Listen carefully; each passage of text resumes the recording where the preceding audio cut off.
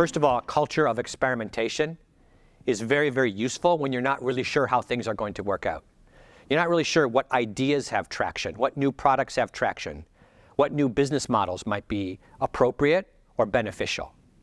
So in that kind of context, if you're directive, you're taking a huge bet. So what you really want to do in a circumstance like this is to place your bets, have multiple bets. And so that's why you want to create this culture of experimentation.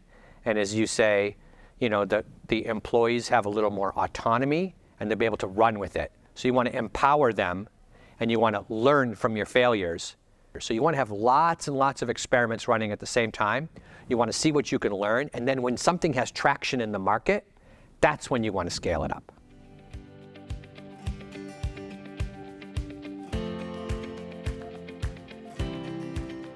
I think it's the opposite.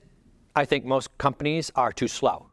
Right now, I feel there's a hesitation on the part of many companies because things are changing quickly. They say, I'll wait and see what happens first.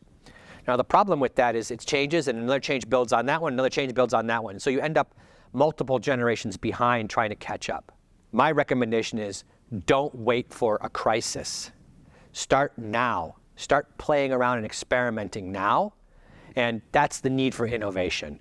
Even if that's not directly applicable, it might help you in the next generation.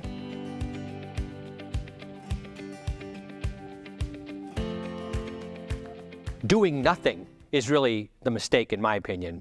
And that's one way of making a mistake, because you're paralyzed, you sit back, and then everyone overtakes you, and then it's hard to catch up later. There are going to be lots of mistakes, but the question is, what can you learn from those mistakes?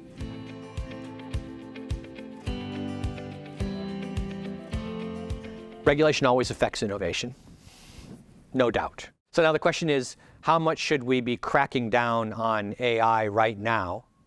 Or should we be letting, you know, 1,000 flowers bloom? Regulation is going to be important.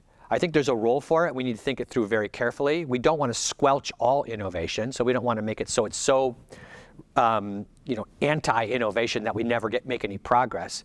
Because you got to remember, most of these applications are actually quite useful for companies. And so the question is, if you don't coordinate on regulation, how do you enforce it? Because most companies will move to the most lax jurisdiction, and then they come right back into your own country because it's over the internet. So it's a quite difficult issue, and it requires global coordination.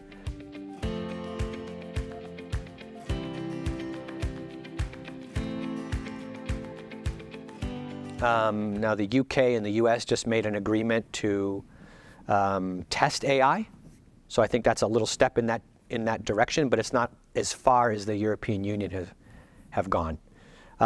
So it's a good first step, and it's going to open up a conversation across these different jurisdictions to get a global agreement on regulation of AI, and without which we will never have any regulation on AI somehow.